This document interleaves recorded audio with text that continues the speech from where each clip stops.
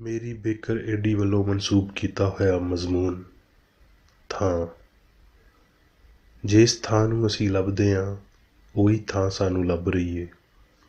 ਜਿਸ ਥਾਂ ਦੀ ਸਾਨੂੰ ਲੋੜ ਏ ਉਸੇ ਥਾਂ ਨੂੰ ਸਾਡੀ ਵੀ ਲੋੜ ਏ। ਇਲਾਹੀ ਅਸੂਲ ਸਾਂਝੀ ਭਲਾਈ ਲਈ ਲੋੜ ਤੇ ਫਰਾਹਮੀ ਨੂੰ ਇਕੱਠਿਆਂ ਦਿੰਦਾ ਹੈ। ਰੱਬ ਬਹੁਤ ਸਲੀਕੇ ਨਾਲ, ਅਕਲ ਦੇ ਨਾਲ ਤੇ ਪਿਆਰ ਦੇ ਨਾਲ ਖਿਆਲ ਯਾਨੀ ਇਨਸਾਨ ਤੇ ਉਹਦੇ ਕਾਜ ਯਾਨੀ ਕੰਮ ਦੋਵਾਂ ਦੇ ਇਕੱਠ ਨੂੰ ਕੰਟਰੋਲ ਕਰਦਾ, ਹਦਾਇਤ ਦਿੰਦਾ, ਬਚਾ ਕੇ ਰੱਖਦਾ, ਖੁਸ਼ਹਾਲ ਕਰਦਾ ਤੇ ਬਰਕਤ ਦਿੰਦਾ ਹੈ। ਤੁਹਾਡੇ ਥਾਂ ਜਾਂ ਤੁਹਾਡੇ ਕੰਮ ਨੂੰ ਬਣਾਉਣ 'ਚ ਵੇਲਾ ਨਹੀਂ ਲੱਗਦਾ, ਕਿਉਂ ਜੇ ਉਹਦੇ ਥਾਂ ਤੋਂ ਬਗੈਰ ਕਿਸੇ ਵੀ ਖਿਆਲ ਦਾ ਹੋਣਾ ਨਾਮੁਮਕਿਨ ਜਿਹਾ ਲੱਗਦਾ ਹੈ। ਤੇ ਥਾਂ ਬਿਲਕੁਲ ਉਸੇ ਤਰ੍ਹਾਂ ਹੀ ਤਰੱਕੀ ਵਾਲੀ ਹੁੰਦੀ ਹੈ ਜਿਸ ਤਰ੍ਹਾਂ ਉਹ ਨਜ਼ਰੀਆ ਹੁੰਦਾ ਹੈ ਜਿਹੜਾ ਇਹਨੂੰ ਪੂਰਾ ਕਰਦਾ ਹੈ।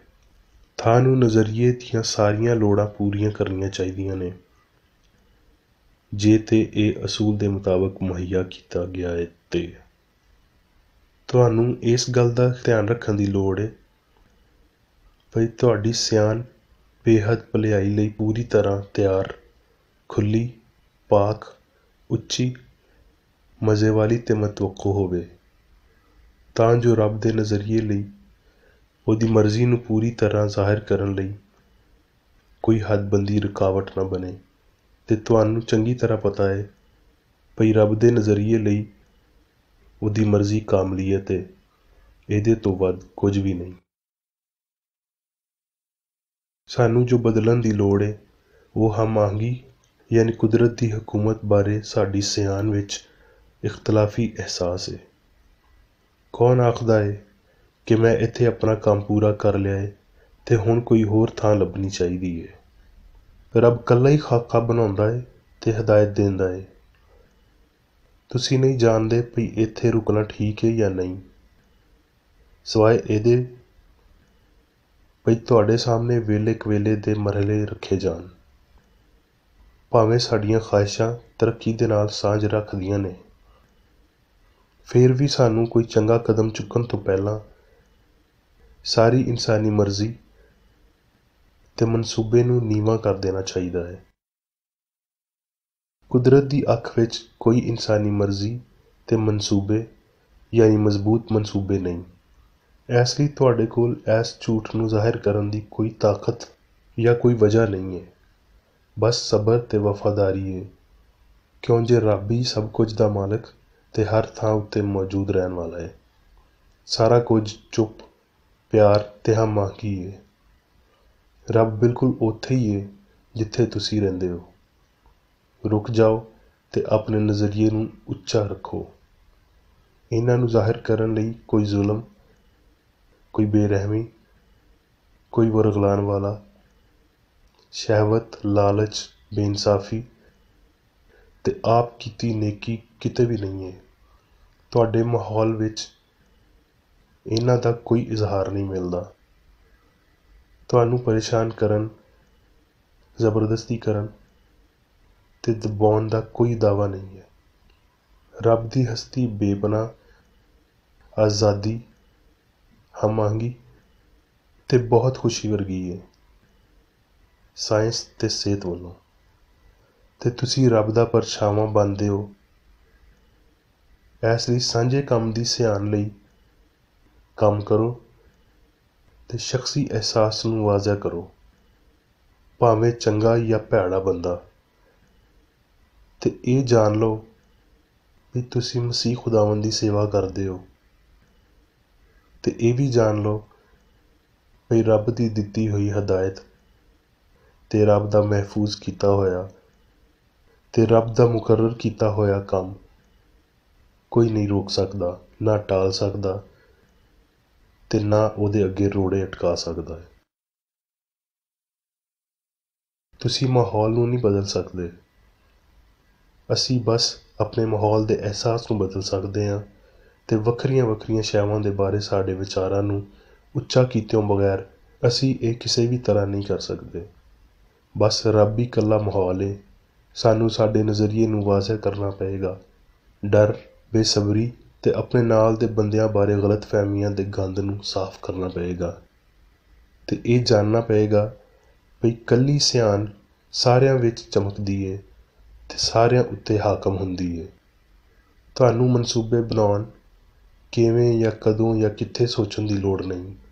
ਇਹ ਰੱਬ ਦਾ ਕੰਮ ਹੈ। ਤੁਹਾਡਾ ਕੰਮ ਇਹ ਹੈ ਵੀ ਜਦੋਂ ਉਹਦਾ ਬੁਲਾਵਾ ਆਉਂਦਾ ਹੈ ਤੇ ਤੁਸੀਂ ਤਵੱਜੋ ਨਾਲ ਇਹਦਾ ਪਰਛਾਵਾਂ ਬਣੋ, ਇਹਨੂੰ ਸੁਣੋ ਤੇ ਇਹਦੇ ਉੱਤੇ ਅਮਲ ਕਰੋ। ਕੁਦਰਤ ਦੀ ਮਰਜ਼ੀ ਸਾਨੂੰ ਹਰ ਵੇਲੇ ਤੇ ਹਮੇਸ਼ਾ ਤੀਕਰ ਬੁਲਾਉਂਦੀ ਏ ਤੇ ਸਾਨੂੰ ਬਾਪ ਦੀ ਮਰਜ਼ੀ ਦੱਸਦੀ ਏ, ਪਰ ਅਸੀਂ ਇਹ ਜਾਣਨ ਦੀ ਬਜਾਏ ਭਈ ਇਹ ਤਾਂ ਪਹਿਲਾਂ ਹੀ ਪੂਰੀ ਕਰ ਦਿੱਤੀ ਗਈ ਏ, ਸਾਰਿਆਂ ਕੰਮਾਂ ਨੂੰ ਆਪਣੇ ਤਰੀਕੇ ਨਾਲ ਪੂਰਾ ਕਰਨ ਵਿੱਚ ਇੰਨੇ ਮਗਨ ਹੋ ਜਾਂਦੇ ਹਾਂ ਭਈ ਅੱਧੇ ਤੋਂ ਬਹੁਤਾ ਵੇਲਾ ਅਸੀਂ ਇਹ ਸੁਣਨ ਦੀ ਵੀ ਕੋਸ਼ਿਸ਼ ਨਹੀਂ ਕਰਦੇ ਭਈ ਰੱਬ ਕੀ ਆਖਦਾ ਹੈ। ਰੱਬ ਦੀ ਮਰਜ਼ੀ ਬਹੁਤ ਸਿਆਣ ਦੇ ਨਾਲ ਸਾਡੇ ਡਰ ਵਾਲੇ ਅਹਿਸਾਸ ਨੂੰ ਮੁਕਾਉਂਦਿਆਂ ਹੋਏ ਜ਼ਾਹਿਰ ਹੁੰਦੀ ਏ ਤੇ ਸਿਆਣ ਦੇ ਨਾਲ ਹੀ ਸਾਡੀ ਲੋੜ ਨੂੰ ਪੂਰਾ ਕਰਦੀ ਏ। ਤੁਹਾਨੂੰ ਸੱਚੀ ਮੁੱਚੀ ਲੋੜ ਨਹੀਂ ਹੈ, ਕਿਉਂ ਜੇ ਤੁਸੀਂ ਰੱਬ ਦੀ ਨਜ਼ਰ ਵਿੱਚ ਪਹਿਲਾਂ ਹੀ ਪੂਰੇ ਹੋ। ਰੱਬ ਸੋਚ ਰਿਹਾ ਹੈ ਤੇ ਤੁਸੀਂ ਰੱਬ ਦੀ ਸੋਚ ਦਾ ਪਰਛਾਵਾਂ ਬਣਦੇ ਹੋ। ਰੱਬ ਕੰਮ ਕਰ ਰਿਹਾ ਹੈ ਤੇ ਕੋਈ ਹੋਰ ਇਹ ਕੰਮ ਨਹੀਂ ਕਰ ਸਕਦਾ। ਰੱਬ ਖਾਕਾ ਬਣਾਉਂਦਾ ਹੈ ਤੇ ਹਦਾਇਤ ਦਿੰਦਾ ਹੈ ਤੇ ਕੋਈ ਉਹਦਾ ਹੱਥ ਨਹੀਂ ਰੋਕ ਸਕਦਾ ਤੇ ਉਹਨੂੰ ਕੋਈ ਇਹ ਨਹੀਂ ਕਹਿ ਸਕਦਾ ਭਈ ਤੂੰ ਕੀ ਕਰ ਰਿਹਾ ਹੈ। ਰੱਬ ਤੁਹਾਡੇ ਕੰਮ ਦੇ ਬਾਰੇ ਤੁਹਾਨੂੰ ਦੱਸੇਗਾ ਭਈ ਤੁਹਾਨੂੰ ਕੀ ਕਰਨਾ ਚਾਹੀਦਾ ਹੈ। ਉਹ ਹਰ ਕਦਮ ਤੁਹਾਨੂੰ ਦੱਸੇਗਾ। ਇਸ ਲਈ ਪਰੇਸ਼ਾਨ ਜਾਂ ਮਾਯੂਸ ਜਾਂ ਬੇਸਬਰੇ ਨਾ ਬਣੋ। ਉਹਨੇ ਤੁਹਾਡੇ ਲਈ ਹੱਦੋਂ ਬਗੈਰ ਭਲਾਈ ਇਕੱਠੀ ਕਰਕੇ ਰੱਖੀ ਹੈ। ਬਸ ਇਹ ਜਾਣਨ ਦੀ ਕੋਸ਼ਿਸ਼ ਕਰੋ ਭਈ ਤੁਸੀਂ ਉਹਦੇ ਲਈ ਰਾਜ਼ੀ ਹੋ। ਸਾਨੂੰ ਇਹ ਜਾਣਨ ਦੀ ਲੋੜ ਹੈ ਭਈ ਬਦਚਲਨੀ ਚਰਚ ਖਨਵਾਦਿਆਂ ਤੇ ਯਾਰੀਆਂ ਨੂੰ ਮੁਕਾਉਣ ਦੀ ਹਮਾਇਤ ਨਹੀਂ ਕਰ ਸਕਦੀ। ਸਾਨੂੰ ਇਹ ਜਾਣਨ ਦੀ ਲੋੜ ਹੈ ਭਈ ਕੁਦਰਤ ਦੀ ਸੋਚ ਤਾਮੀਰ ਦਾ ਕੰਮ ਕਰਦੀ ਏ ਤੇ ਇਕੱਠਿਆਂ ਰੱਖਦੀ ਏ ਤੇ ਭਲਾਈ ਪੈਦਾ ਕਰਦੀ ਏ।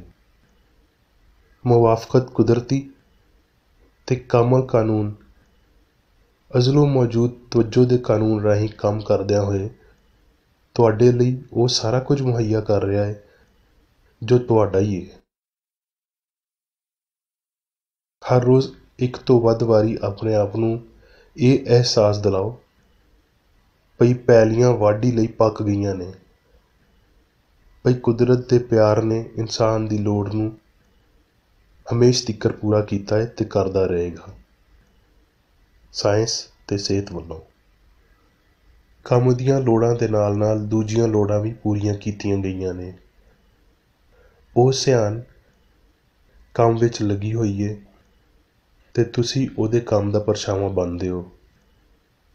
ਭਈ ਸਾਰਿਆਂ ਲਈ ਬਹੁਤ ਸਾਰਾ ਕੰਮ ਮੌਜੂਦ ਹੈ ਤੇ ਇਹ ਭਈ ਜਿਹੜਾ ਤੁਹਾਡਾ ਹੈ ਉਹ ਤੁਹਾਨੂੰ ਹੀ ਮਿਲੇਗਾ ਤੇ ਕੋਈ ਦੂਜਾ ਇਹ ਨਹੀਂ ਕਰ ਸਕਦਾ ਤੇ ਇਹ ਸਿੱਧਾ ਤੁਹਾਡੇ ਕੋਲ ਹੀ ਆਉਂਦਾ ਹੈ ਤੇ ਉਹਦੀ ਫਰਾਹਮੀ ਚੋਖੀ ਹੈ ਤੇ ਉਹਦੇ ਹੋਵਨ ਦਾ ਅਹਿਸਾਸ ਹਰ ਵੇਲੇ ਰੱਖੋ।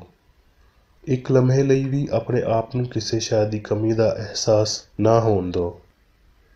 ਹਰ ਤਰ੍ਹਾਂ ਦੀ ਬਿਮਾਰੀ ਤੇ ਮੁਸੀਬਤਾਂ ਨਸਲਾਂ ਤੇ ਦਰਜਿਆਂ ਦੀਆਂ ਖਰਾਬੀਆਂ ਨੇ। ਰੱਬ ਚੋਖਾ ਹੈ ਤੇ ਉਹ ਸਾਨੂੰ ਚੋਖਾ ਹੀ ਦਿੰਦਾ ਹੈ। ਇਹ ਸਭ ਕੁਝ ਸਾਡੀਆਂ ਲੋੜਾਂ ਲਈ ਰੌਸ਼ਨੀ, ਪਿਆਰ, ਸੱਚਾਈ ਤੇ ਸਿਆਣ ਦੇ ਚੋਖੇ ਹੋਣ ਤੋਂ ਜ਼ਾਹਿਰ ਹੁੰਦਾ ਹੈ। ਆਪਣੇ ਮਕਸਦ ਉੱਤੇ ਕਾਇਮ ਰਹੋ ਤੇ ਆਪਣੇ ਕੰਮ ਵੱਲ ਧਿਆਨ ਦਿਓ ਤੇ ਮਸੀਹੀ ਸਾਇੰਸ ਬਾਰੇ ਆਪਣੀ ਅਕਲ ਉੱਤੇ ਭਰੋਸਾ ਰੱਖੋ। ਤਾਂ ਸਾਰਿਆਂ ਤੋਂ ਪਹਿਲਾਂ ਇਸ ਕਾਨੂੰਨ ਨੂੰ ਜਾਣਨਾ ਚਾਹੀਦਾ ਹੈ ਭਈ ਥਾਂ ਦੀ ਤਾਇਨਾਤੀ ਕੋਈ ਦੂਜਾ ਨਹੀਂ ਕਰਦਾ। ਪੌਲੁਸ ਰਸੂਲ ਆਖਦਾ ਹੈ ਕਿਉਂਕਿ ਅਸੀਂ ਉਹਦੇ ਵਿੱਚ ਹੀ ਜੀਂਦੇ ਤੇ ਟੁਰਦੇ ਫਿਰਦੇ ਤੇ ਮੌਜੂਦ ਹਾਂ। ਇਸ ਗੱਲ ਦੀ ਸਮਝ ਭਈ ਇਨਸਾਨ ਯਾਨੀ ਰੱਬ ਦਾ ਨਜ਼ਰੀਆ ਪਹਿਲਾਂ ਹੀ ਆਪਣੀ ਸਹੀ ਥਾਂ 'ਤੇ ਹੈ ਸ਼ਿਫਾ ਦਾ ਕੰਮ ਕਰਦਾ ਹੈ, ਕਿਉਂਕਿ ਇਹ ਥਾਂ ਹੁਣ ਉਸ ਸਿਆਣ ਵਿੱਚ ਹੈ। ਇਸ ਲਈ ਇਹਦੀਆਂ ਲੋੜਾਂ ਕੁਦਰਤੀ ਸਿਆਣ ਯਾਨੀ ਪਿਆਰ ਵੱਲੋਂ ਪੂਰੀਆਂ ਕੀਤੀਆਂ ਜਾਂਦੀਆਂ ਨੇ। ਇਸ ਲਈ ਇਹਦੇ ਤਸੱਵੁਰ ਵਿੱਚ ਰਹਿਣਾ ਇਨਸਾਨੀ ਤਜਰਬੇ ਵਿੱਚ ਅਜਿਹੀਆਂ ਸ਼ੈਵਾਂ ਲਿਆਉਂਦਾ ਹੈ ਜਿਨ੍ਹਾਂ ਦੀ ਸਾਨੂੰ ਲੋੜ ਹੈ, ਭਾਵੇਂ ਇਹ ਘਰ ਹੋਵੇ ਜਾਂ ਕੋਈ ਵੀ ਦੂਜੀ ਚੰਗੀ ਸ਼ੈ ਹੋਵੇ। ਕਿਉਂ ਜੇ ਸਿਆਣ ਦੀ ਇਹ ਹਾਲਤ ਕਿਸੇ ਵੀ ਗਲਤ ਸੋਚ ਨੂੰ ਬਾਹਰ ਕੱਢ ਦਿੰਦੀ ਹੈ, ਜਿਵੇਂ ਕਿ ਫਾਨੀ ਫੈਸਲੇ ਜਾਂ ਰਸ਼ ਨਾਲ ਭਰੀ ਹੋਈ ਸੂਰਤ ਹਾਲ, ਚੰਗੀ ਥਾਂ ਨਾ ਹੋਣਾ, ਡਰ, ਬੇਚੈਨੀ, ਘਾਟਾ ਵਗੈਰਾ, ਤੇ ਇਹਨਾਂ ਨੂੰ ਖੋਖਲਾ ਤੇ ਖੋਚਲ ਬਣਾ ਦਿੰਦੀ ਹੈ। ਤੇ ਫਿਰ ਥਾਂ ਹੋਣ ਦੀਆਂ ਹਕੀਕਤਾਂ ਸਾਹਮਣੇ ਆਉਂਦੀਆਂ ਨੇ ਤੇ ਬਹੁਤੇ ਹਮ ਆਹੰਗ ਤਜਰਬਿਆਂ ਨਾਲ ਸਾਹਮਣੇ ਆਉਂਦੀਆਂ ਨੇ। ਠੀਕ ਪਾਸੇ ਵੱਲ ਆਪਣੇ ਜਾਲ ਸੁੱਟਣ ਨਾਲ ਹੀ ਤੁਹਾਨੂੰ ਤੁਹਾਡੀਆਂ ਲੋੜਾਂ ਮਿਲਦੀਆਂ ਨੇ।